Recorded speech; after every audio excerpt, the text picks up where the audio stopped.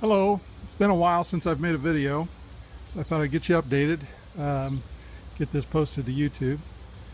A lot has happened since the last video. I think the last video was I just got done with the pond.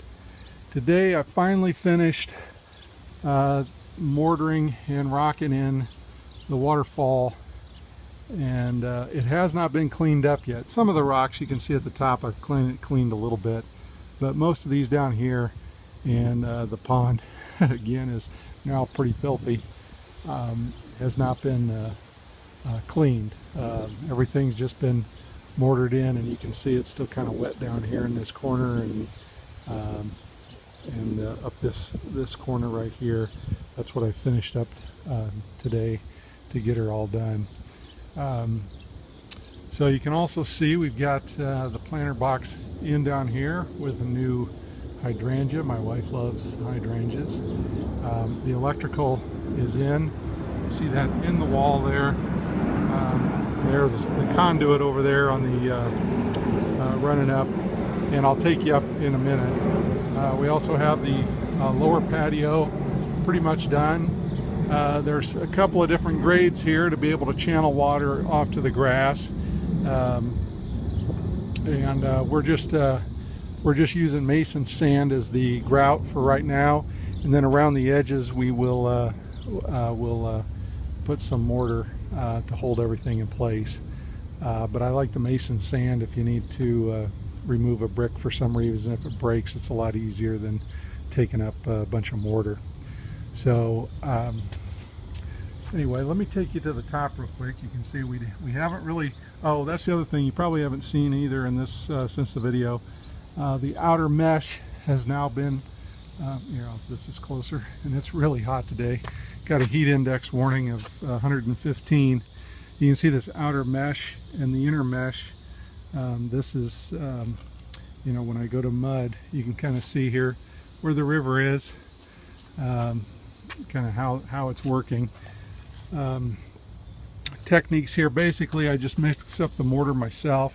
I buy it pre-mixed, but then I add 10% hydrated lime to give it a little more waterproofing and flexibility, plasticity, whatever you want to call it. And then I smear it on, set my rocks the way I want them. Then I go back with a chip brush, a chip brush of varying sizes, and kind of use that to grout that mortar in and around those rocks. And then once this is all dry, you can see this is all dry and set. And I'll show you a place I did actually miss. You can see here, see I didn't work that grout, that mortar. I forgot to do this up here. So this is going to be a little harder to work because I missed it. I don't know why. I must have got distracted. But I didn't come back with my chip brush and work this in. I like the chip brush better than the sponge. The sponge tends to pull too much, and the chip brush, I can kind of work it the way I want it. So you can see some of them at the top. You can kind of see in there things have started to be clean. That's the first cleaning. And again, with that, it's just it's pretty much manual. Toothbrush, wire brush, sponge, that sort of thing. And just kind of work it until you get it the way you want it.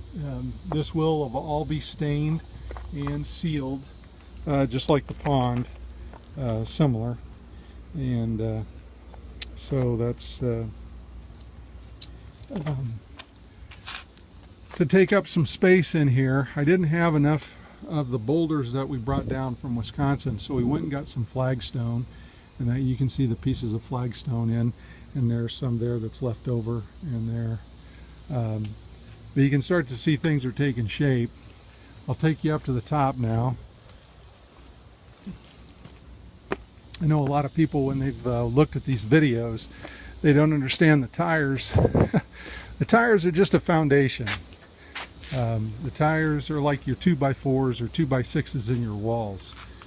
That's not, if you just left your house with sheathing on it, yeah, you'd probably say, geez, that's pretty ugly. But the sheathing gets wrapped with a house wrap, and then you put your exterior siding on it. And that's what, you know, the mesh here is to hold the mortar and cement, concrete, whatever, to create kind of a somewhat like a stucco, but not a traditional stucco. The steps obviously will be reinforced concrete.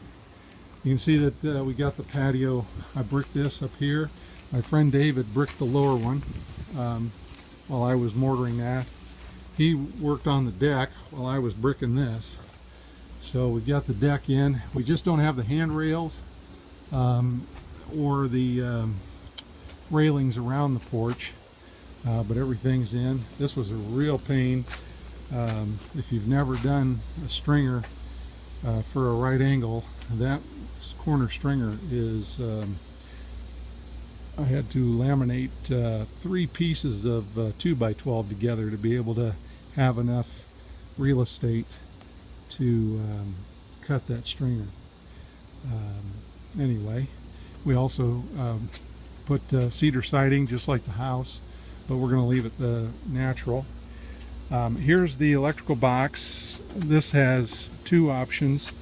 You can see there's the switch and an outlet. That switch controls the outlet down in the wall down there to run the pump for the pond. So you can kind of see here's the headwaters. It's pretty gross right now because there's a bunch of stuff in it from rain and storms. I haven't cleaned it out. So that's the river there and the waterfall. What I'm going to do with this will be bench seating around here, and I'm going to use that flagstone.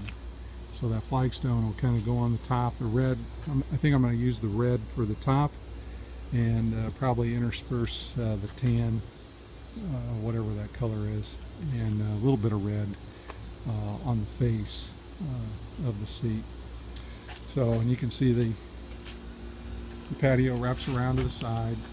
We also put in an access panel with some stainless steel screws here. You can kind of see the seam, but that little panel there is in between 2 studs, and that'll get you access under the deck to remove those stainless steel screws.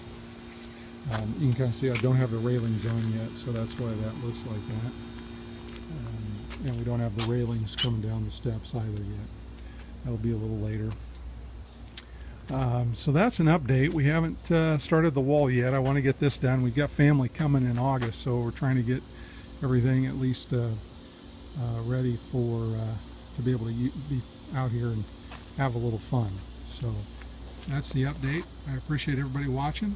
Take care. Bye.